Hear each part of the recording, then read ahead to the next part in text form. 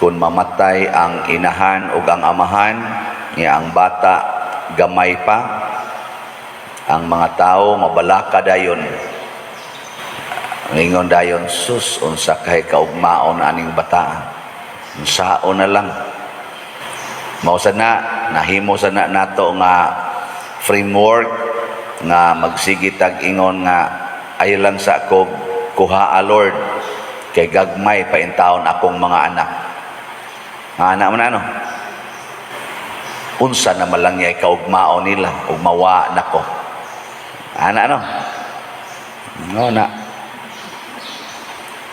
na karon gipahinumduman tas ebanghelyo matud pa ni San Pedro, Ginoo kinsa may among kapaingnan kung mubiya minimo kinsa may among kapaingnan. Kakuha mo? Giproklamar ni San Pedro nga bisan pagnianing tanang mga tao sa kalibutan, tanan nga mga gamhanang tao sa kalibutan, kung wa na gani ka Ginoo, asa naman lang may padong. Mo na'y sakto gyud unta nga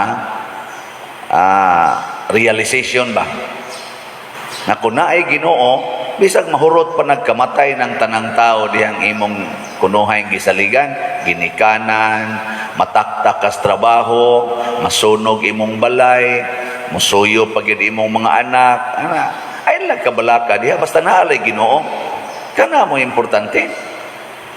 Mo nang niingon si San Pedro dire, anaa kanimo ang mga pulong nga naghatag og kinabuhing way katapusan. Sa ato pa, mas importante nga naay pulong sa Ginoo kaysa naay pagkaon, kaysa naay kwarta, kaysa naay maayong panglawas. Matud pa sa Book of Wisdom, gisulti ni Solomon, ingon siya, gimahal ko ang imong kaalam, ang imong mga pulong, labaw pa sa maayong panglawas, labaw pa sa taas nga kinabuhi. Ninduta no? Ug mao ni ang atong barugan. Bikaron kamo, kinsa may inyong gisaligan, ang pulong sa Ginoo o ang imong maayong panglawas? Kinsa dinhi ang nagsalig sa pulong sa Ginoo? Na kanang musugot lang ba na masakit og kanser? Ha? Bantay mo ha? Ana-ana ra man na inyong kamot, ana-ana. Oy, karon gani naa mo salig sa mga kandidato. Murabag ang eleksyon mo'y makaluwas sa kinabuhi sa mga Pilipinos. Minus na ang nagsalig sa Ginoo. Puwerteng tanang paagi sa paghimos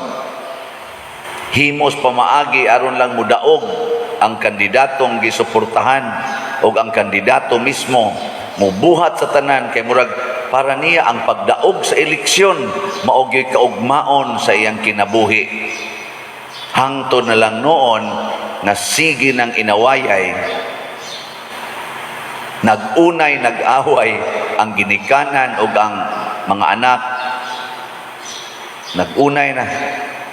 Hapon, nasa ko'y nakitaan sa YouTube. Atong sang adlaw, ang estudyante man tungoy ni bas sa iyang profesor. Nihilak in taong profesor. Agahapon na sad nabaos na sad ang profesor na sad mo ni bas sa estudyante. Naghikog ang estudyante. Naghikog. Tungod sa grabe kayong pagpakauaw diha sa ilang social media, nagihimo sa professor ngadto sa maong estudyante. Hikog. Tungod ang himuonon karong Lunes. Wa na'y Ginoo. Nya di ra ba gid sila kasaligan? Ug wa gyud Ginoo, wa. Unsa gud tay mahimo ani mga tawhana?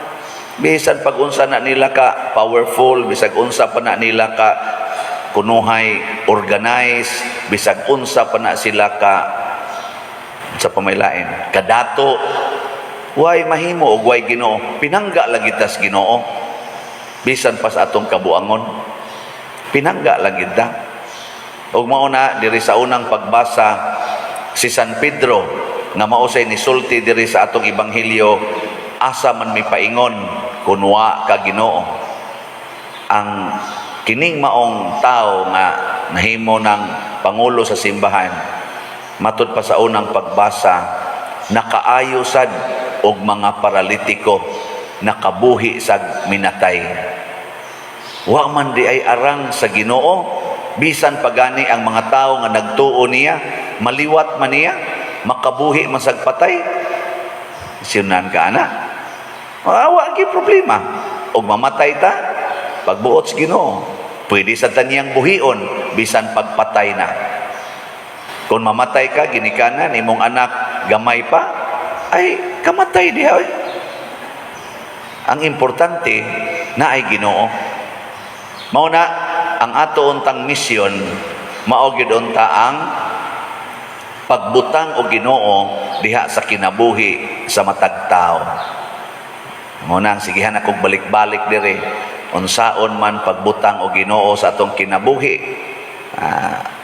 Kanang paborito nakong principles na tulo ka buok triple A.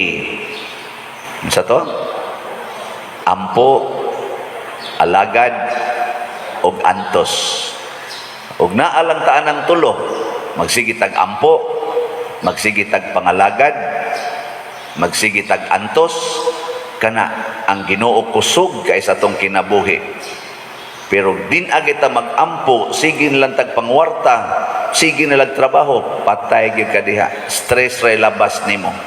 Magsige gan ikag panugo, di na gyud ka mo alagad, sige kag panugo kay ikunuhay, pari ka. Ako day pari ko. Patay ginang imong kinabuhi, sige lang kag kasuko, sige lang nagkusmod imong naong.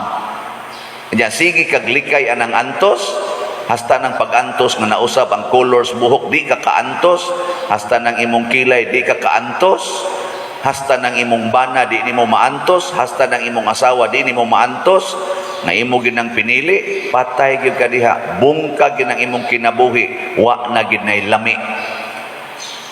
Kaning ato mga leader sa simbahan, di na mo antos, kinahanglan gyud inigdupa, dako-dako gyud kolekta.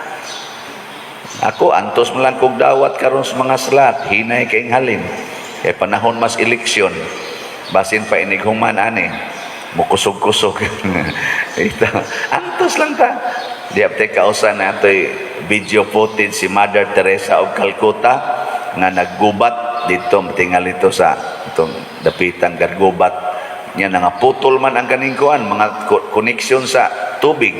Nya dito sa iyang kuan, sa iyang center, magsahod ka og tubig, ana-ana ra gyud ang tubig. Ana. Giantusan yung Mother Teresa og sahod. Nga sa iya dayong pamalandong, niingon dayon siya, ang matagto sa tubig, kinabuhi.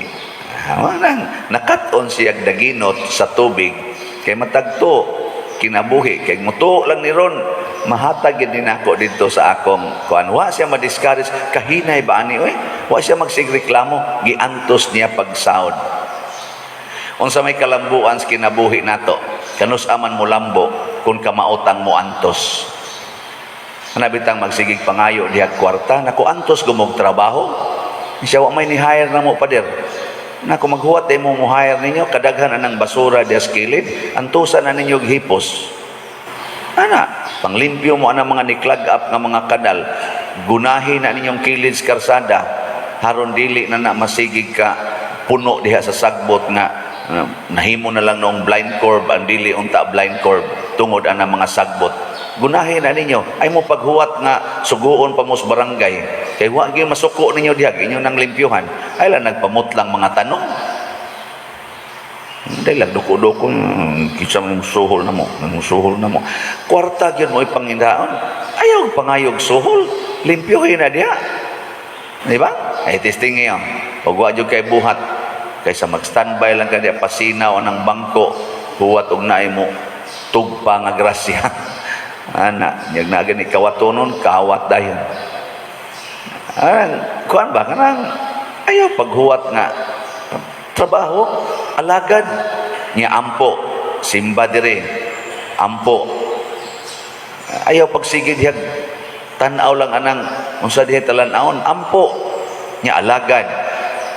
Niya human antusa nga wa kay kaon. Tanawa di ba dangtag pila ka adlaw. Anay. Unsa may hitabo nimo? Patay ka. Di ka mamatay nga sigag trabaho niya wa kay kaon. Pero buhion kas Ginoo. Buhion kaniya. Naa man say gahom. Buhion ra kaniya.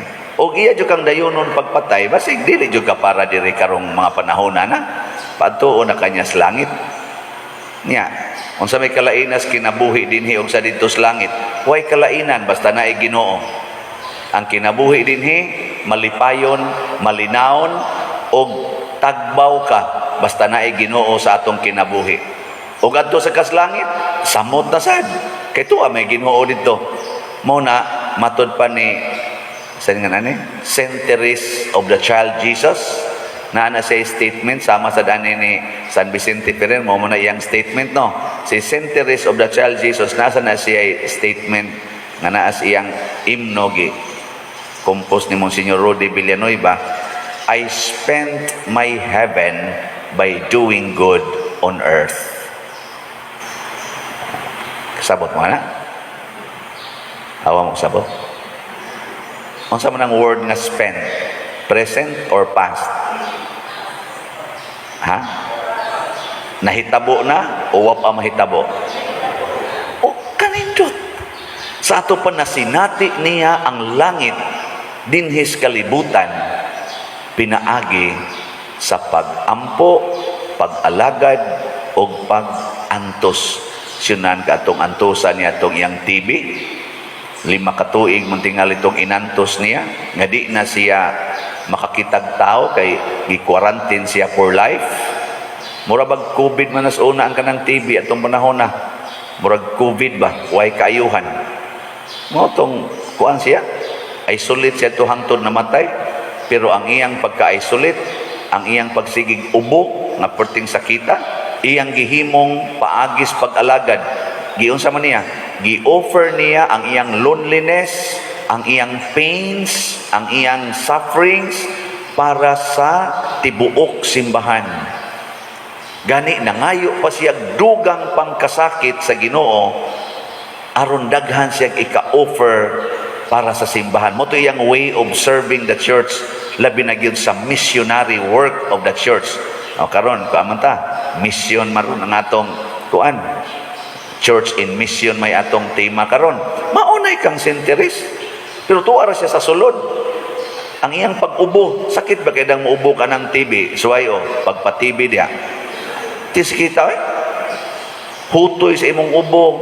Nya kanon pag yung imong unod anak mo nang manaot na sila maayo. Mura na lagbukog ug panit na lang na sila. Nga magipang TB ba? Ambot butangan na sila antina, mo balik siguro na sila dako-dako. Smart TV na to ba? Smart TV. Pero di man to smart TV. Pero malipayon kay siya. St. Therese. Ito. Testingin na ninyo. Iguli sa inyo ron. Ampo. Manaman mo ampo dire. Iguli ron alagad. Ay, yung panugo. Ha? Sige ra mamugduko. Nya ayog kuan, ayog panugo. Bisag karon lang adlaw, gikan karong orasa hantod karong gabi. Hantod ikatog nimo ba? So ayan, kita kontesta, ako hinugo ang sagay ko. Di kita mnogo ha. Agree mo dili. Nganong sige ra mamugpahiyom kanang ana o ana. Ana. Sige kanang ni Anas kamot nana mo'y Ginoo. Ang uban kasi gilag kinopon. Hala ka rin. Ang nabuangon kaita, no? Hadlok yung kaita ng alagad. Pero mauna, ang gikumpanya karon aning atong mga kuan. Nag-away gud sila kay mga lagad, mga buangon. Ingon ko, kinahanglan pa ba nang mag-away ta aron ta makaalagad? Binuang na kinahanglan pa bang imo ginang daoton ang imong isigataw para makaalagad ka sa atong nasod. Oh, that is foolishness. Foolishness. Kamo, kinahanglan pagin mo mangaway para ikay mohuga sa plato sa inyong balay. Mangaway gyud ka kay di gyud ka pailog anang hugas plato. Kinahanglan gyud ka mangaway sa imong bana kay ikagi manghuga, ikagi manglaba sa iyang bulingon. Mag-away mo ana. Di uy, wa gyud mag-away kun moalagad ta. Ang mag-away kun mangwarta na ta. Mao na nay mag-away. So kanang mga palaaway, mga hingwarta na. Kanang mag-away sa posisyon, hingwarta na. Kaya ang posisyon na may suhol.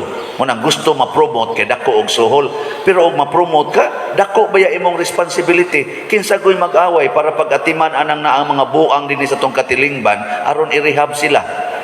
Kinsa goy mag-away aron hutdo na ang tanang mga gitawag na tong clog up diha sa kanal nga iniguan o kusog, mura nag-swimming pool ang atong kasagaras mga karsada nay mag-away pagkuha na.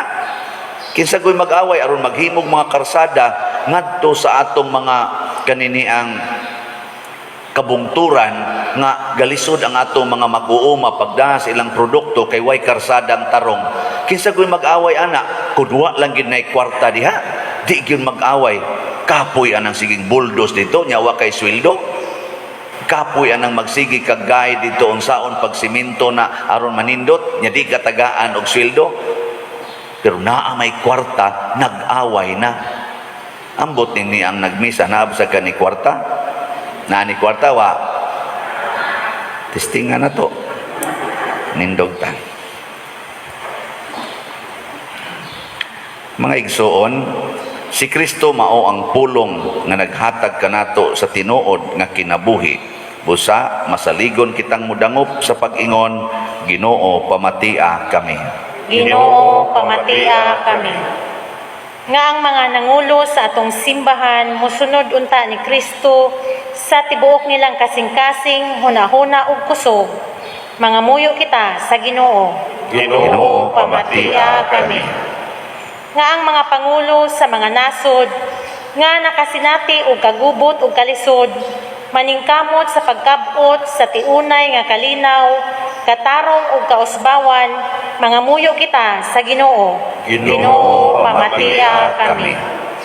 Nga makaamgo unta kita sa presensya sa Dios diha sa Santissimo Sakramento sa altar, nga mao ang buhing timailhan sa Dios nung gugma, mga muyo kita sa Ginoo. Ginoo, pamatia kami. Nga ang sulugoon sa Dios, Teofilo Kamumot, Obispo, mabayaw na sa kadungganan sa altar, mga muyo kita sa Ginoo. Ginoo, pamatia kami. Nga ang mga proyekto dinhi sa atong simbahan nga pinaagi sa pangama ug pagiya ni San Vicente Ferrer, magmalampuson ug mahuman unta sumala sa atong mga giplano ug gipangandoy, mga muyo kita sa Ginoo. Ginoo, pamatia kami. Nga ang tanang mga benefactors ug donor sa atong simbahan nga mihatag og pinansyal ug lain-laing hinabang ug sa tanang mga nagtrabaho dinhi sa atong mga proyekto nga hatagan unta sila sa Ginoo ug daghan pang mga grasya sa ilang kinabuhi. Malikay sila sa mga kadautan ug mulampos unta ang tanan nilang mga paningkamot, mga muyo kita sa Ginoo. Ginoo, pamatia kami. Nga sila nga naguna kanato diha sa pagtuo, makaambit na sa kalipay sa nabanhawng Kristo, mga muyo kita sa Ginoo. Ginoo, pamatia kami. Makagagahom nga Dios ang imong anak mao ang pulong sa kinabuhi. Dawata kining among mga pag-ampo nga gituboy des gugmag pagtuo pinaagi sa maong Kristo nga among Ginoo. Amen.